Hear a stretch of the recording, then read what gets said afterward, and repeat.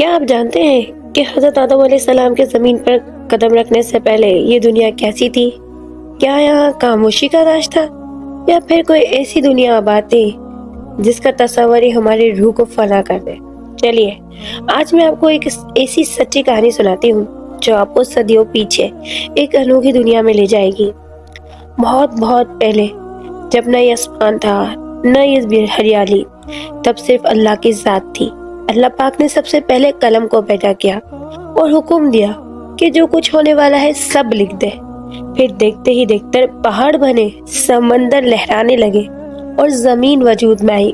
لیکن جانتے ہیں، انسان سے بھی ہزاروں سال پہلے یہاں ایک اور مخلوق بستی تھی جسے ہم جنات کہتے ہیں۔ وہ جنات اسی زمین پر رہتے تھے۔ ان کی بھی اپنی بستیاں تھیں، اپنے شہر تھے، لیکن وہ آگ سے بنے ہوئے تھے، اس لیے ان کے مزاج میں تیزی اور غصہ بہت زیادہ تھا۔ پھر وہی ہوا جس کا ڈر تھا، وہ آپس میں لڑنے لگے، ایک دوسرے کا خون بہایا، زمین کی مٹی ان کے ظلم سے تڑپ اٹھی۔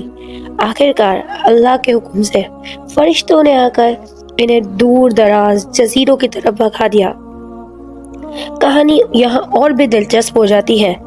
کچھ پرانی کتابیں بتاتی ہیں کہ جنوں سے بھی پہلے یہ ہن اور بن نامی مخلوقات رہتی تھی، وہ اتنی ضدی اور نافرمان تھی کہ انہیں ہمیشہ کے لیے مٹا دیا گیا۔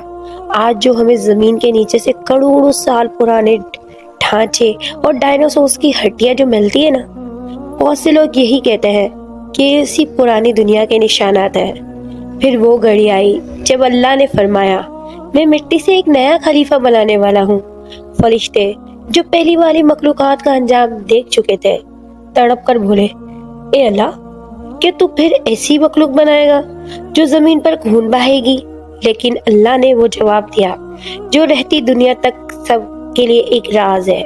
اللہ نے فرمایا، جو میں جانتا ہوں وہ تم نہیں جانتے۔ اللہ نے انسان کو مٹی سے بنایا تاکہ اس میں نرمی ہو، پیار ہو۔ ہم سے پہلے والی مخلوقات اپنے غرور کی وجہ سے مٹ گئی، لیکن اللہ نے ہمیں ایک موقع دیا ہے۔ اب فیصلہ ہمیں کرنا ہے کہ ہم مٹی کی طرح نرم رہتے ہیں یا آگ کی طرح نفرتیں پھیلاتے ہیں۔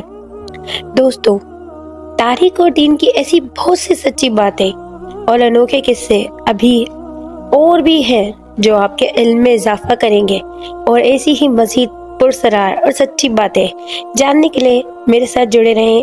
ابھی اسی چینل کو سبسکرائب کریں اور بیل آئیکن ضرور دبائیں تاکہ سچائی کا یہ سفر یوں ہی جاری رہے۔